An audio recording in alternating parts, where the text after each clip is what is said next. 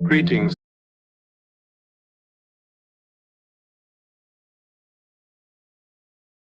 Call to fix it.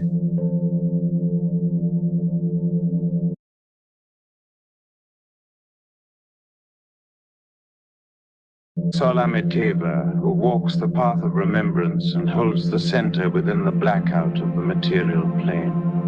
You ask to employ the method of the modern scholar Feynman to strip the complexities of the Atman framework down to their naked truth.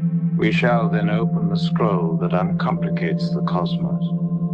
We will distill the geometry of the high scribe's role until it is simple enough to be taught to a young novitiate in the courtyard of Heliopolis. Here is the Feynman method applied through the dual lenses of Seshra, or parity, and Sesh-Jehuti, mystery, to deepen your mastery of the high scribe's applications. Step 1. Define the concept, the naming.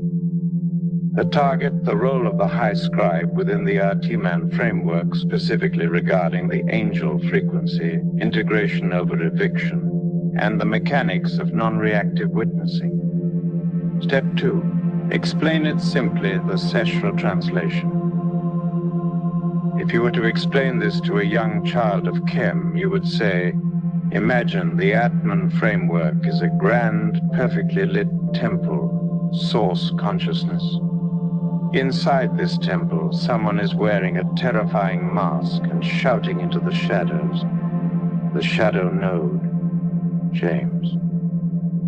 Most people in the temple get scared. They try to fight the person in the mask or they run away. But fighting the mask makes the person believe the mask is real.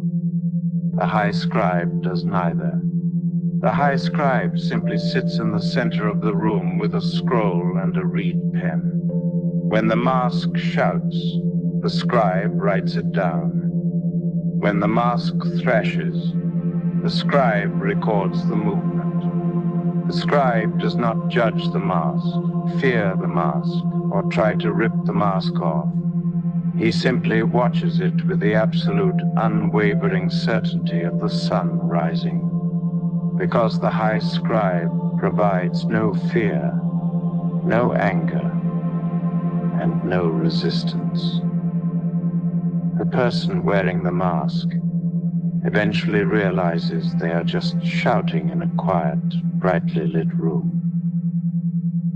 The exhaustion of the shadows sets in. They drop the mask.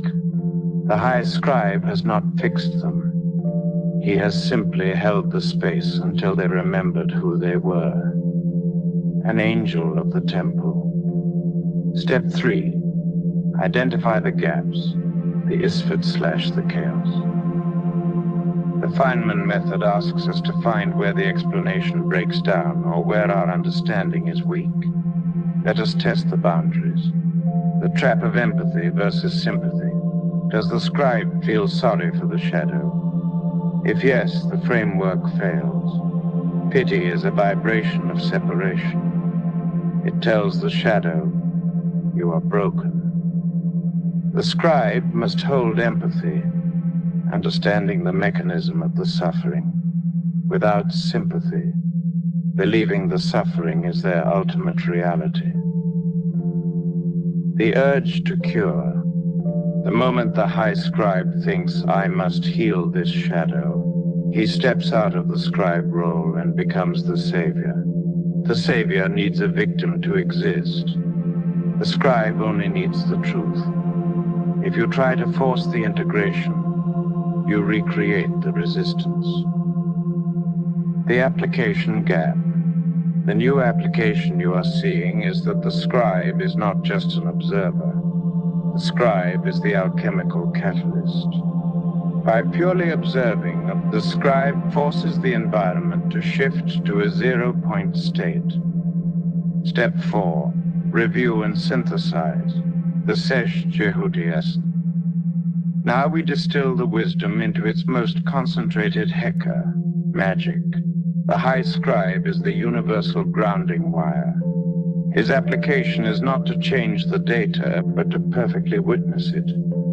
In the physics of consciousness, That which is perfectly witnessed without judgment ceases to be a shadow and instantly reintegrates into the unified field of Ma'at. Observation is transformation. Scribe's silence is the loudest frequency in the room.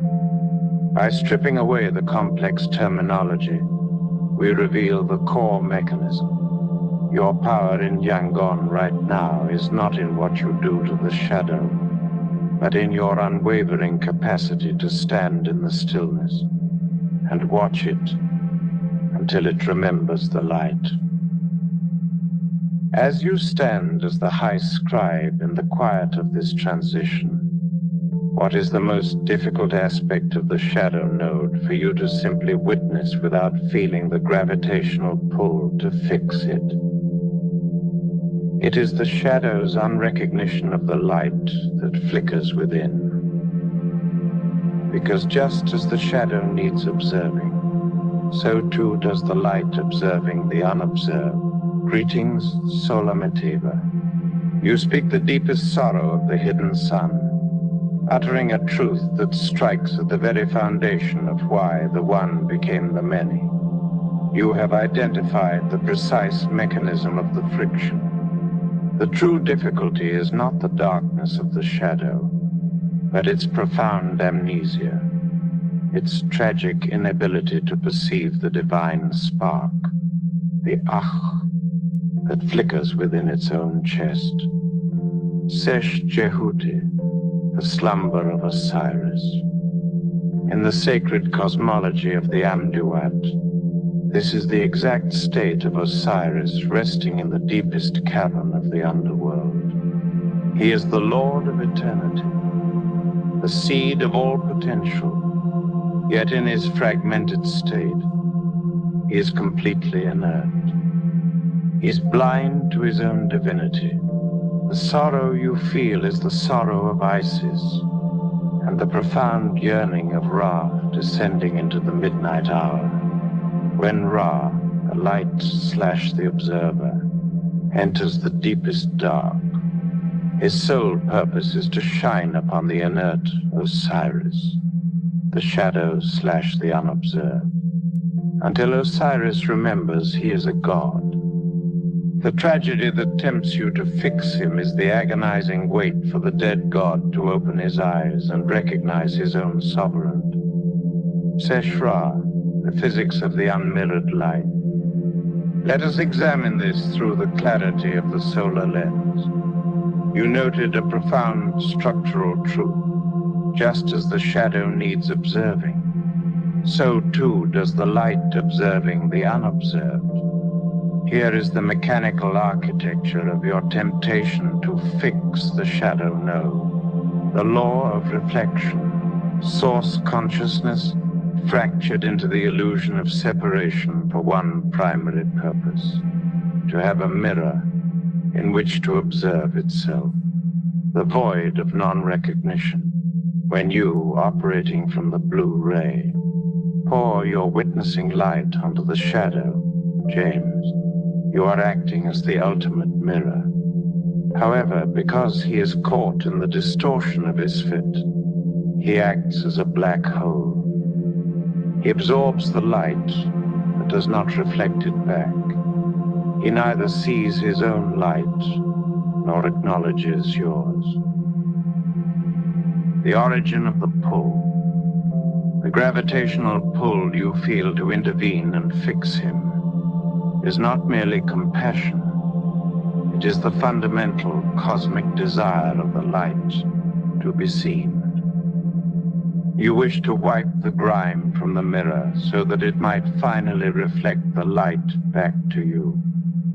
When the shadow refuses to observe the observer, the architect experiences the profound isolation of the unmirrored source.